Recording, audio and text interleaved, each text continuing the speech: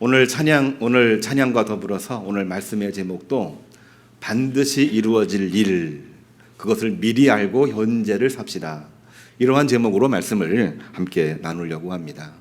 성령 강림 후 5째 주일이고 6.25 화해 주일로 지키고 있는데, 성령 충만하여 우리들 마음속에 있는 이 6.25의 이 비극적인 상흔, 이 모든 것들을 극복하고 일어서서 하나님 앞에 쓰임을 받고 예비하신 하늘의 복을 누리며 살아가는 주의 종들이 되기를 주님의 이름으로 축복합니다. 오늘 마가복음 4장 26절 예수님의 겨자씨 비유, 씨 뿌리는 자의 비유에 관한 내용입니다. 우리가 일상적으로 알고 있는 농사에 관한 이야기입니다. 농사 짓는 교우님들도 계시는데 읽어보면은 어렵지 않는 비유예요. 그런데 이 비유는 무언가를 설명하려고 만들어진 거기 때문에 비유를 해석하는 데 있어서는 조금 심오한 면이 있고 좀 복잡한 면이 있습니다. 농사 짓는 비유 이야기, 오늘 말씀을 보면 사람이 뿌린 씨가 싹나고 자라고 있지만 그 씨 뿌리는 사람은 그 결과를 모두 다 알지는 못한다. 우리가 말씀 그대로 이해를 하고 있지요. 그런데 그럼에도 불구하고 결국에는 땅에 있는 그 모든 땅의 성분은 싹과 이삭을 거쳐서 추수의 알곡을 낸다. 이러한 내용입니다. 또 우리가 듣는 그대로 이해할 수 있는 내용이죠. 한 번만 더 포인트를 짚어서 이야기합니다. 땅은, 우리가 살고 있는 이 현실은 하나님의 섭리대로 추수의 열매를 반드시 내게끔 되어져 있다. 그렇기 때문에 우리는 다 알지 못하지만 이 세상에서 하나님의 섭리와 하나님을 마음속에 모시고 사는 것이 가장 중요하다. 이러한 내용입니다. 그리고 이 비유는 천국, 하늘나라를 설명하는 비유였기 때문에 천국이라고 하는 비유로 우리가 해석을 해보면, 사람은 천국을 다 알지는 못하지만 낙심치 말고 실망치 말고 지금 현재 본분을 다하며 사는 것이 중요하다. 한 번 더 이 설명을 자세하게 하기 위해서 예수님은 겨자씨의 비유를 한 번 더 듭니다. 겨자씨가 모든 씨 중에 가장 작은 씨이긴 한데 그 작은 겨자씨가 큰 가지가 될 것이다. 얼마나 큰 가지냐? 공중의 새들이 그늘로 삼아서 쉴 수 있는 쉼터로까지 사용하는 그러한 쉼터가 되게 될 것이다. 이게 바로 하나님 나라의 신비를 말씀해 주시고 있는 예수님의 비유에 관한 말씀이 되는 것입니다. 자, 일상적인 농사 이야기이긴 하지만 이 안에서 천국의 비밀을, 하늘나라의 신비를 말씀해 주시고 있는 내용이지요. 우리들 마음속에 천국을 소유하고 있습니까? 하나님 나라의 신비를 품고 있습니까? 그거를 품고 있는 모든 교우님들에게 하나님의 은총, 하나님의 사랑, 예배하신 풍성한 열매로 충만하시기를 우리들 마음속에 있는 모든 멍에, 짐, 이 모든 것들이 해갈되는 역사가 있기를 주님의 이름으로 축복합니다. 예수님이 제자들에게 이러한 말씀을 비유로서 말씀하셨는데 왜 이러한 말씀을 하셨을까? 우리가 성경을 읽으면서 반드시 질문하고 답을 얻어내야 되는 그러한 내용입니다. 제자들은 예수님의 부름에 응답하여 예수님을 따랐습니다. 예수님을 따르면 뭔가 기적과 역사가 있을 거라고 생각을 했는데 기적도 보았고 열매도 많이 보았습니다. 그런데 더 많은 기대를 하게 된 것 같아요. 그러다 보니까 예수님을 따르면서 의심하기도 하고 또한 지치기도 하고 마치 우리가 신앙생활 하면서 처음 믿은 이 뜨거운 이 감동을 잊어버린 채 가끔씩은 매너리즘에 빠지는 그러한 사람들이 있지 않습니까? 목회자도 그러한 일이 있는데 우리 모든 사람들이 그러한 일이 왜 없겠습니까? 자, 그러할 즈음에 낙심되고 매너리즘에 빠질 즈음에 예수님은 분명하게 한 번 더 말씀을 하고 계십니다. 이 비유를 통해서 하나님 나라는, 천국은 반드시 이루어질 사건이므로 낙심치 말고 지금 현재를 살되 열심을 다해서 현재를 살라 하면서 독려하고 또한 이끌어내시는 하나님의 말씀, 주님의 말씀을 오늘 기록을 하고 있는 것입니다. 이 말씀과 더불어서 오늘 첫 번째로 주신 요엘서 2장 1절의 말씀도 비슷한 내용입니다. 반드시 이루어질 일, 주님 다시 오시는 그날이죠. 근데 구약 성경에 종말, 반드시 이루어질 일은 요엘이라는 선지자를 통해서 여호와의 날 이렇게 선포가 되었어요. 여호와의 날이 바로 오늘날로 말하면은 종말입니다. 종말. 그 날이 반드시 있을 것인데 이 말씀을 선포하면서 뭐라고 얘기했냐면요. 지금 현재 우리가 해야 될 일은 회개하는 일입니다. 지금 우리가 해야 되는 일은 하나님에 대한 꿈, 반드시 이루어질 일들을 우리가 알고 다시 한번 소망을 갖는 것입니다. 그래야 할 때에 남유다 혼탁하고 부패되고 우상 숭배가 만연했던 이 남유다의 현실을 극복하고 일어날 수가 있는 것입니다. 이런 메시지를 증언했던 것이 요엘의 여호와의 날에 관한 복음이 되는 것입니다. 세 번째로 읽은 하나님 말씀 보면은 사도 바울이 데살로니가전서 5장 4절, 오늘 주보를 보시면은 데살로니가전서를 가지고 이번 주간 우리가 목장 예배를 드리게 될 텐데, 데살로니가 교회는 복음을 전했지만 3주 만에 사도 바울이 쫓겨나는 그러한 일이 벌어졌습니다. 말씀의 가르침을 제대로 받지를 못했던 거죠. 그러다 보니까 그들에게 이해된 하늘나라 천국은 그야말로 왜곡된 종말론, 로마식 종말론, 오늘날로 표현하면은 시한부 종말론과도 같은 그러한 종말론이 그들의 마음속에 팽배했었습니다.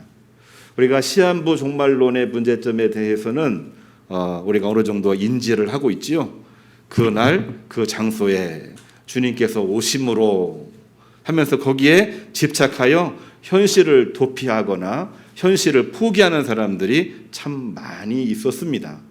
시한부 종말론의 문제이기도 한데 그 시초가 바로 데살로니가 교회에서 벌어지게 되었던 것이죠. 그때 사도 바울은 분명하게 이야기합니다. 그날은 반드시 이루어질 일인데 그것을 미리 알고 현재 내가 살고 있는 이 장소에서 열심으로 믿음으로 사는 것이 더 중요합니다. 이런 메시지를 증언한 것이 오늘 데살로니가전서 오늘 5장에 나와 있는 말씀이 되는 거예요. 뭐라고 얘기했냐면요, 여러분, 우리는 밤에 속한 사람이 아니라 낮에 속한 사람입니다. 밤에 속한 사람은 잠만 잡니다. 그러나 우리는 밤에 속하지 아니하였고 낮에 속하였으니 깨어서 정신을 차리고 믿음으로 생활해야 되는데, 믿음의 생활이 바로 뭐냐? 예수님이 하셨던 것처럼 피차 권면하고 서로 덕을 세우면서 현재 자리에서 믿음 생활을 열심히 하는 것입니다. 하나님에 대한 믿음을 굳건하게 가지고 미리 그 일이 이루어질 것을 알고 현재를 살아가는 일에 열심을 내라는 내용입니다. 이 말씀을 조금 더 확실하게 말해주고 있는 본문이 오늘 읽지는 않았습니다만은 같은 데살로니가 전서 후서 두 번째 편지 데살로니가 후서 3장 10절에서는 뭐라고 얘기를 했냐면요, 시한부 종말론과 같은 그때를 놓고 많은 사람들이 현실을 도피합니다.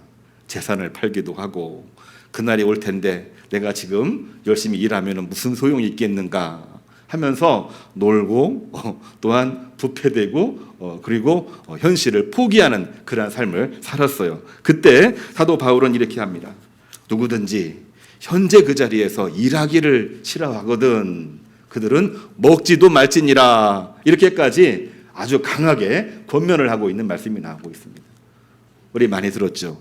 일하기 싫은 자여 먹지도 말라. 여기에서 나온 내용입니다. 반드시 이루어질 일을 미리 알고 현재에 충실하는 것이 예수님의 말씀이고, 현재에 충실할 때에 미리 이루어질 일들을 미리 아는 그것이 반드시 성취된다고 하는 예수님 말씀이고 요엘의 메시지이기도 하고 사도 바울의 설교의 내용이기도 했던 것입니다. 오늘 말씀은 그러한 내용을 한번 요약을 해서 말씀을 드립니다. 미국에 매우 불우했던 소년이 있었습니다. 얼마나 불우했냐면 4살 때 여동생이 죽었고 9살 때 어머니를 잃었고 결혼을 앞둔 약혼자도 갑자기 죽어서 아주 심각한 우울증으로 6개월간 병원에서 정신과 치료를 받았답니다. 6개월간 정신과 치료, 이거 엄청난 거 아닌가요? 설상가상으로 그에게 벌어졌던 것은 2번이나 사업에 실패해서 완전히 알거지가 된 사건도 있었고요. 선거에 나갔는데 8번 낙선했다고 합니다. 요즘 새로운 국회가 만들어져서 초선 그리고 2선, 3선 막 서로 비교하고 그러더라고요. 8번 낙선, 이거 엄청난 충격 아닙니까? 뿐만이 아니라 유일하게 소망이 되었던 2 아들이 있었는데 그 2 아들조차도 먼저 세상을 떠났다고 합니다. 엄청나게 불우했던 인물이었죠. 평생 수많은 고난과 역경을 겪었지만 그러나 그는 좌절하거나 포기하지 않았습니다. 오히려 그 실패를, 그 역경을 거울 삼아 앞으로 반드시 이루어질 일들을 위한 디딤돌로 삼았다고 합니다. 그가 바로 얼마 후에 대통령으로 당선이 되었다고 합니다. 갑자기 이상해지죠? 그가 바로 누구일까요? 우리가 너무나 많이 듣고 있고 알고 있는 미국의 16대 대통령 아브라함 링컨이었다고 합니다. 책에 나와 있는 내용을 제가 요약 정리를 해봤습니다. 어떻게 그러한 일이 이루어질 수 있을까?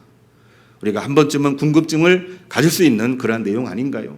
대체 무엇 때문에, 도대체 어떠한 힘이 그러한 일들을 만들어 주게 되었을까? 그는 그 책에서 이렇게 기록을 하고 있습니다. 어머니를 통해서 받은 성경에 나와 있는 말씀이었습니다. 우리가 아무리 힘들고 어렵고 포기할 상황에 이른다고 할지라도 끝까지 포기하지 않게 만드는 놀라운 힘은 하나님이시요 하나님의 말씀인 줄로 믿으시기를 주님의 이름으로 축복합니다. 오늘 말씀의 제목입니다. 반드시 이루어질 일, 그거를 미리 알고 현재를 살아가는 사람은 절대로 포기하거나 좌절하거나 낙심하여 쓰러지지 않습니다. 그러한 상황에 이르면 이를수록 그는 더욱더 강하게 일어서서 새로운 도전에 직면하게 되고 결국에는 승리하게 되는 것입니다. 한 번은 우리 링컨 대통령이 남북 전쟁 중에 국방장관과 함께 한참 전투 중에 있었던 맥클란 장군이 지휘하고 있는 야전사령부를 방문하게 되었답니다.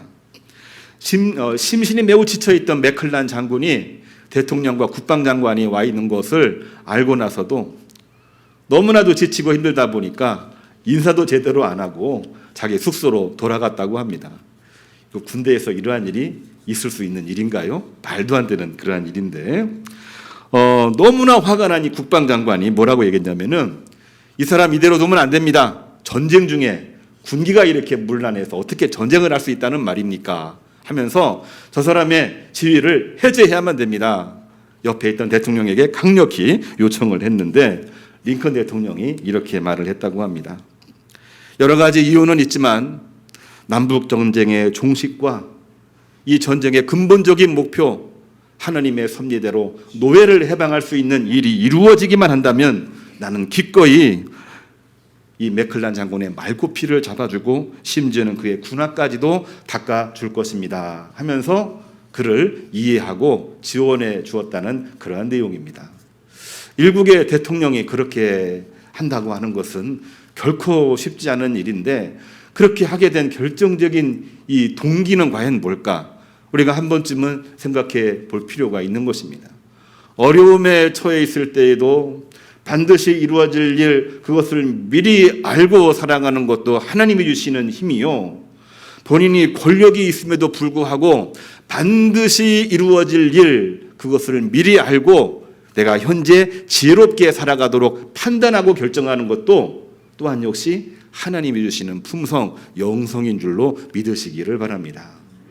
이 말씀은 링컨 대통령을 막 이렇게 추앙하려고 만들어진 이야기라고 보지는 않습니다. 여기서 강조하고 있는 것은 다름이 아닙니다. 대통령의 리더십도 물론 중요합니다.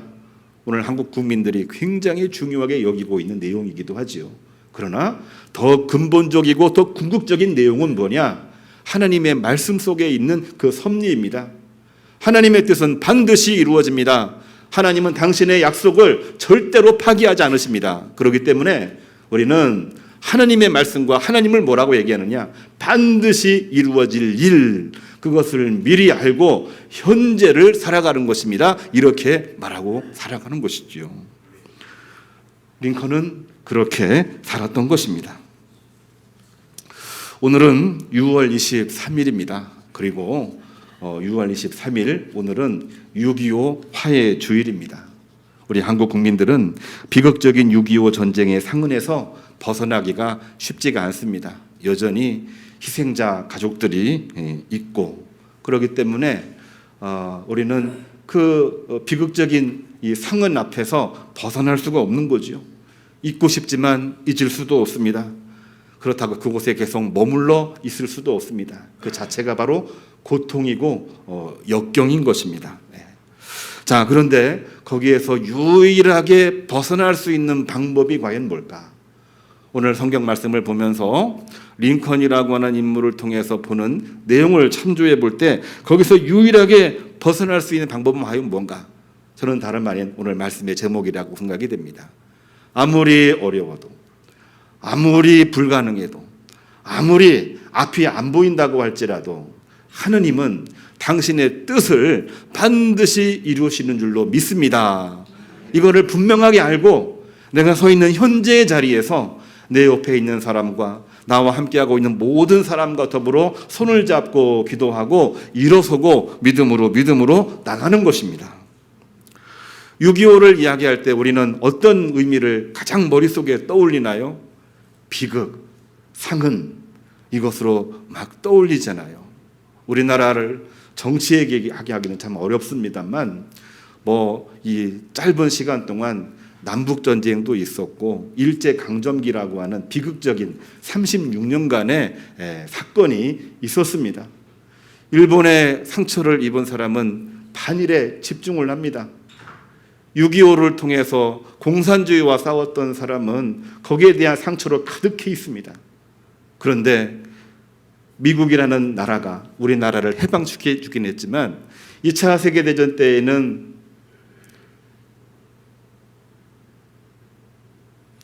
일본과 적대를 했지만 6.25 때에는 일본과 같은 우군이 되어버렸습니다.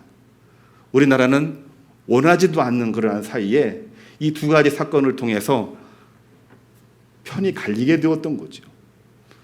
결국에는 상처를 극복하고 해결을 해야 되는데 이 문제를 해결하려면 이 문제가 걸리고 이 문제를 해결하려고 그러면 또 다른 문제가 걸려서 잊을 수도 없고 머물러 있을 수도 없고 우리들 마음속에는 어떻게 해결을 해야 될지 알 수 없는 아픔과 고통을 그대로 갖고 있는 나라가 바로 대한민국, 우리 한민족입니다. 이러지도 저러지 못하는 그러한 상황 가운데 유일하게 벗어날 수 있는 길은 과연 뭐냐? 고민해 볼 수 있는 내용이지요. 답이 나오지를 않습니다. 답이 그 어디에도 있다 말할 수가 없는 거죠. 말할 때마다 패가 갈리니까요. 그러나 저는 오늘 말씀을 통해서 분명하게 말씀을 전하고 싶습니다. 그것은 제 얘기가 아닙니다. 그것은 하나님의 말씀이요, 예수님이 우리에게 주신 말씀입니다. 이 모든 상황 가운데에도 요엘이 처했던 상황도 사도 바울이 처했던 상황도 예수님이 처했던 모든 상황도 이 내용을 다 포함하고 있습니다. 이러한 모든 상황 가운데에도 우리에게는 반드시 이루어질 일이 있다. 그거를 알고 현재 서 있는 자리에서 우리가 해야 될 일을 하나씩 해나가라는 얘기입니다. 우리들에게는 뭐가 있을까요? 안보 문제도 있죠. 뿐만이 아니라 이 일을 통해서 화해를 해야 되는 부분도 있습니다. 안보가 해결이 안 되는데 어떻게 화해를 합니까? 화해를 한다고 안보 문제가 해결이 됩니까? 매일같이 이 문제를 우리가 고민하고 있는데 답이 안 나오는 거예요. 그러나 반드시 이루어질 일, 하나님의 나라는 반드시 오게 되어져 있습니다. 이 두 가지를 가지고 우리는 믿음으로 나가야 되는 거죠. 왜 6.25 화해주의라고 얘기합니까? 세상에 영원한 것은 그 어디에도 없기 때문입니다. 아무리 기쁜 승리의 기쁨도 시간이 지나고 나면 사라지게 됩니다. 패배와 아픔과 역경, 아무리 깊은 상처라고 할지라도 시간이 흐르고 나면 결국에는 사라지게 되는 것입니다. 모든 것은 다 사라지게 되어져 있습니다. 하나님은 우리에게 망각이라고 하는 은혜를 주셨어요. 잊어버리게 하셨습니다. 그리고 한 가지만 기억나도록 하게 만들어 주셨어요. 그게 바로 뭐냐면 여호와 하나님이십니다. 이 땅에 오신 예수님이십니다. 예수님을 통해서 선포하신 하나님 나라 천국의 복음입니다. 우리 인간의 생명을 살리고 우리 인간으로 하여금 하나님과 함께하는 삶을 살아가도록 하나님께서는 예정해 놓으신 것입니다. 그것은 영원히 사라지지 않습니다. 우리에게 영원한 복음이 되는 것입니다. 영원히 사라지지 않는 것은 오로지 하나님이요 하나님의 말씀이 되는 것입니다. 그것이 바로 천국입니다. 천국에 대한 마음을 살아가고 있는 것이 바로 천국의 현존입니다. 천국은 언제 이루어질까요? 먼 미래에 이루어지는 것을 우리는 미래적인 종말론이라고 이야기를 합니다. 그러나 미래적인 종말론을 이야기한다고 해서 그것을 다 설명할 수는 없습니다. 천국은 미래에 완성되지만 지금부터 시작이 되는 겁니다. 그렇기 때문에 이것을 우리는 천국의 현재성이라고 얘기하는 겁니다. 그 천국을 미리미리 알고 현재에서 내가 해야 될 일들을 감당하며 나갈 때 그때부터 천국은 시작이 되었고 주님 다시 오시는 그날 천국은 완결되고 완성되게 되는 것입니다. 요엘 선지자도 사도 바울도 특별히 오늘 예수님의 말씀 바로 그 내용은 천국의 현재성을 말하고 있는 것입니다. 내용은 간단합니다. 반드시 이루어질 일이 있는데 그것을 미리 알고 내가 지금 해야 되는 일은 바로 뭐냐? 하나님의 말씀을 마음속에 품고 말씀을 실천에 옮기는 것입니다. 하나님을 사랑하고 내 이웃을 내 몸과 같이 사랑하고 다 보이진 않지만 다 알 수는 없지만 내가 해야 될 본분을 다 하는 그것만으로 하나님은 함께 하시는 것입니다. 예수님은 우리와 함께 하시는 것입니다. 성령께서는 성령으로 충만하게 만들어 주시는 것입니다. 오늘날 우리들의 마음속에 멍해와 짐이 가득해 있습니까? 오랫동안 기도해 왔는데 아직도 풀지 못한 여러 가지 응어리가 있습니까? 없는 분은 아마 한 명도 없으리라고 생각이 됩니다. 다들 가지고 있습니다. 그러나 이 모든 문제 앞에 우리는 실족할 때도 있고 우리는 애써 외면하면서 현실을 도피하는 경우들도 있고 다른 곳에 관심을 돌려서 잊어버리려고 막 몸부림을 치고 있습니다. 그러나 결코 사라지지 않습니다. 우리에게 그 모든 것들을 영원히 사라지고 우리로 하여금 그것을 치료하게 만드시고 일어서게 만드는 것은 단 한 가지뿐입니다. 여호와 하나님. 그분을 통해서 반드시 이루어질 일들을 우리가 마음속에 품고 현재 있는 자리에서 하나님을 사랑하고 내 이웃을 내 몸처럼 사랑하며 살아가는 것입니다. 오늘 함께 읽은 시편 13편 5절도 시편 기자 다윗은 이렇게 고백을 하고 있습니다. 나는 본인의 고백입니다. 오직 주의 사랑을 의지하여 싸우니 나의 마음은 주의 구원을 기뻐하리이다. 아멘. 사도 바울은 그랬습니다. 이 다윗은 그랬습니다. 본인이 처한 여러 가지 불행한 그리고 억울한 그리고 도저히 불가능한 감당하기 어려워서 정말 죽고 싶은 그러한 심정에 있을 때에도 이 다윗은 이렇게 고백을 했습니다. 나는 오직 주의 사랑을 의지하여 싸우니 다 사라지지만 영원히 사라지지 않는 하나님을 내가 의지하여 싸우니 나의 마음은 주의 구원으로 기뻐합니다. 이 고백을 하면서 견뎌냈고 결국은 어떻게 되었나요? 이스라엘 민족의 두 번째 왕이 되었고 말은 두 번째 왕이긴 하지만 이스라엘 민족의 가장 위대한 왕으로 하나님께 쓰임받은 인물이 되었던 것입니다. 오늘 우리는 이 말씀을 기억을 하면서 이제 우리가 처한 모든 현실 속에서 주신 말씀 오늘 제목을 기억하고 이 말씀으로 한 주간 승리하시기를 주님의 이름으로 축복합니다. 반드시 이루어질 일 미리 알고 믿음으로 승리하시는 우리 모든 교우님들 되시기를 주님의 이름으로 축복합니다. 오늘 파송 찬양 주님 다시 오실 때까지 함께 부르겠습니다.